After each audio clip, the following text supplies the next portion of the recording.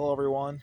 RV here, and we are here on the night before the sixth annual July 4th Crown Jewel Race. So, we're just going to go through some of the highlights for tomorrow's race, as is the night before it. Um, we're just going to go walk around the track. It rained a little bit earlier tonight, so the track's a little wet. It's drying off, but obviously, it's a road course, so we can race in the rain anyway, as long as it's not a thunderstorm. Um, but yeah, it rained a little earlier today. While I was asleep, I took a nap earlier on this day, um, and it rained, and the track is drying currently. But yeah, tomorrow the forecast said it was going to be sunny all day and around 80.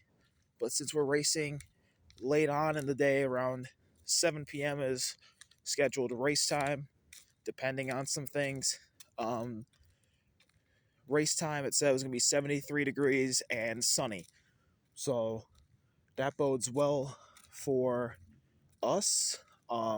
Qualifying will also happen tomorrow. It was going to happen today, but didn't work out. Especially with the rain. So right before the race, there'll be an hour-long qualifying session. So yeah.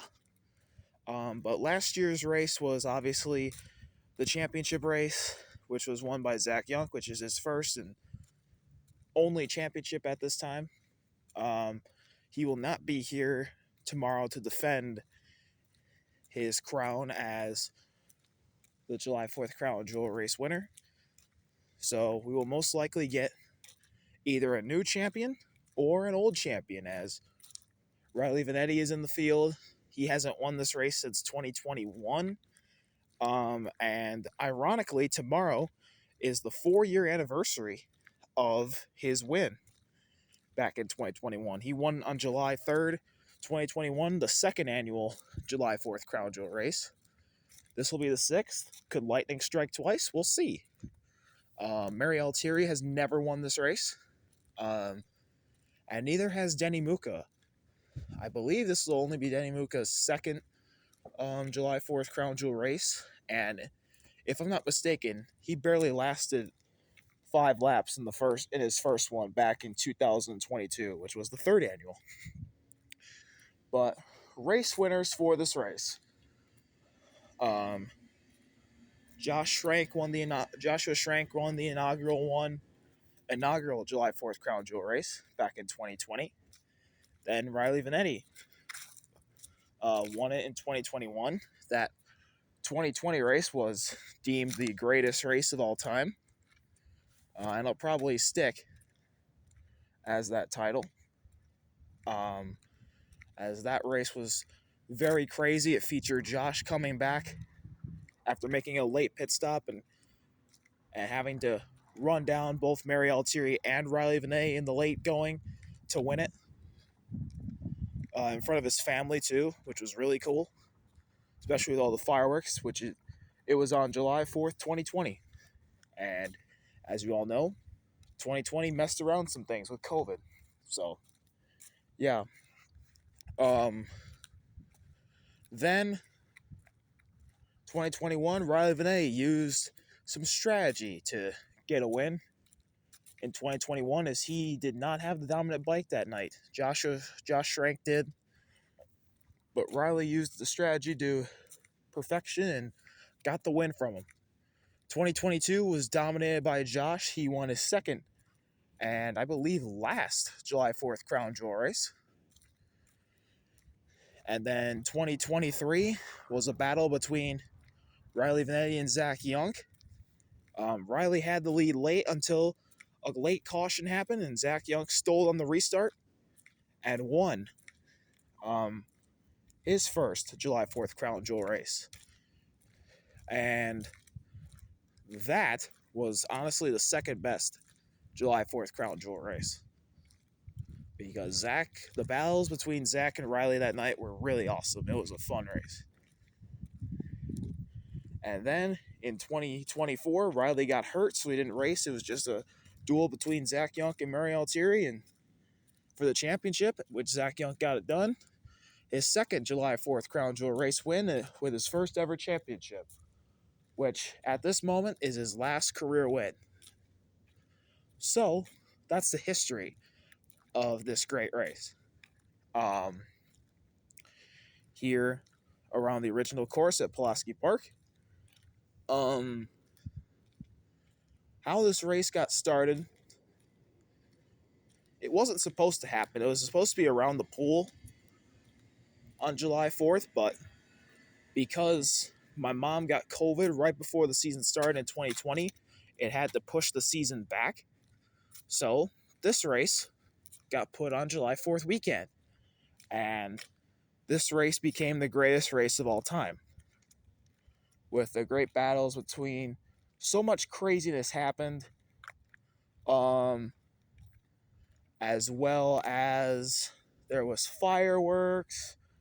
It was Josh's whole family was there, his brothers, his mom, my mom and me were there, and then my buddy Jonas was there. It was a fun night. It was a fun night, full of racing, fireworks were going off. It was a really fun race. Really great storylines. It was just a great race in general. And I don't think anything's going to top that night.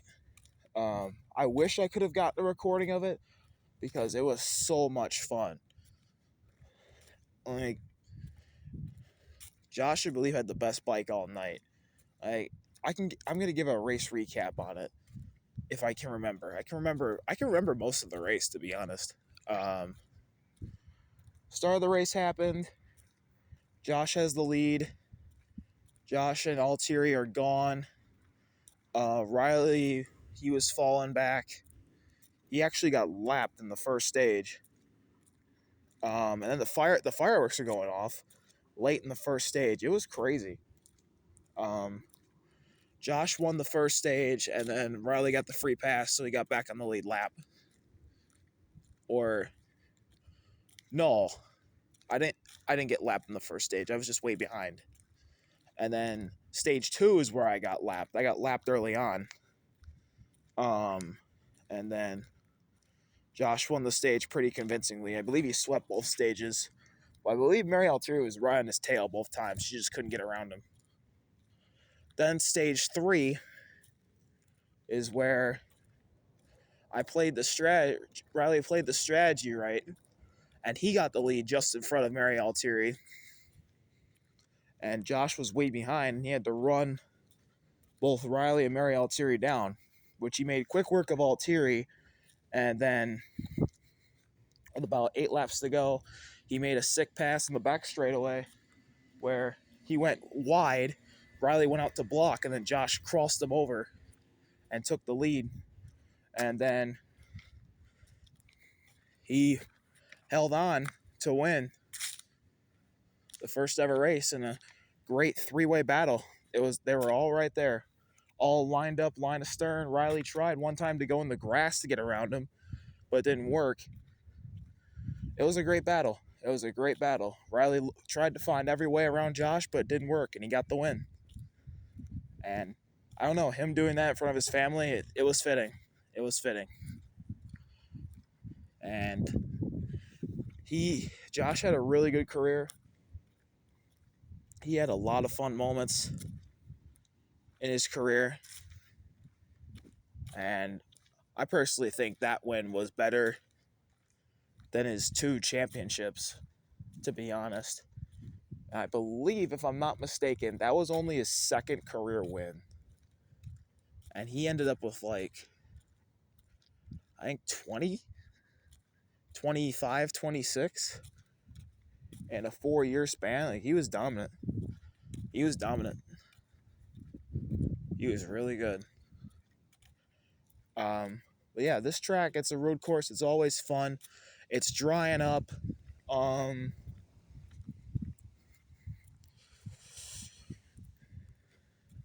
It'll be dry tomorrow. Um, hopefully the race happens tomorrow. Hopefully it's a good race. I don't know. We haven't had too many good races this year. It's been dominated by Riley Vanetti. Um, he's been really dominant.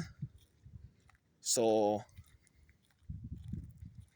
yeah, I mean, I don't know. There's been a couple of good races this year, but nothing too special, if you know what I mean. So yeah, but I'll just give a little, I guess, a track walk before the actual track walk, if you know what I mean. So I'll go ahead and do that here in a quick second.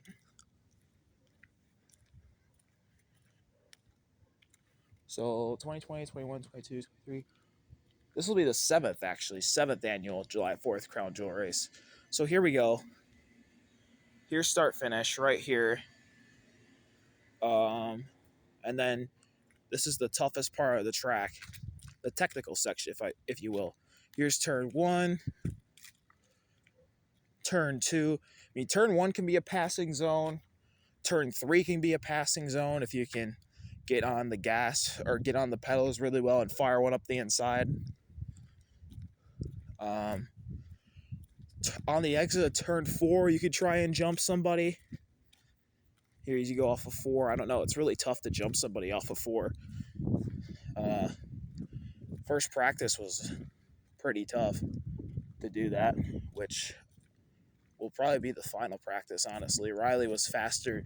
There's only 2 bikes out there. It was Riley and Mary, and Riley was very quick, as he always is. But here's turn 5, this long, sweeping right-hander. And then down the back straightaway,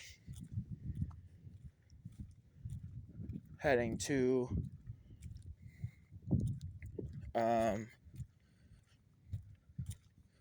turn 6, which is right here. The small little right, and then the downhill into turn 7. And you'll wash all the way out wide just by the grass. Be careful to not go in the grass. And this little left-hander, that is turn 8. And then this little straightaway, heading to the uphill turn 9.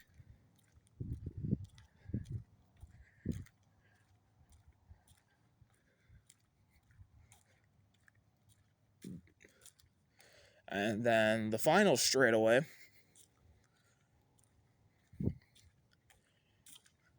which pit road will also start. I'll point that out here in a second, as here is turn 10, this final right-hander, and then the line. But pit road, it starts right over there, and then you turn, and it's just this little straightaway over here, and then you go once you get past, once you get up to turn 2. There's a little crack over there. I don't know, I might have to draw some chalk. But yeah, back to the track, turn 10, and then the start-finish line is right here. So, yeah, I'm going to have to draw a chalk line for the end of pit road, and then the choose cone will probably be around here. So, or maybe on the back straightaway, we'll see. But yeah, that's the preview and history of the July 4th Crown Jewel race, 7th annual. Hopefully tomorrow. We'll see you then for our biggest race of the season. It's also the regular season finale, so yeah, playoffs start. The season's almost over. It's been basically a year. Wow. But yeah, that's the preview on the July 4th Crown Jewel race, 7th annual, tomorrow, hopefully. See y'all then. RB out. Peace.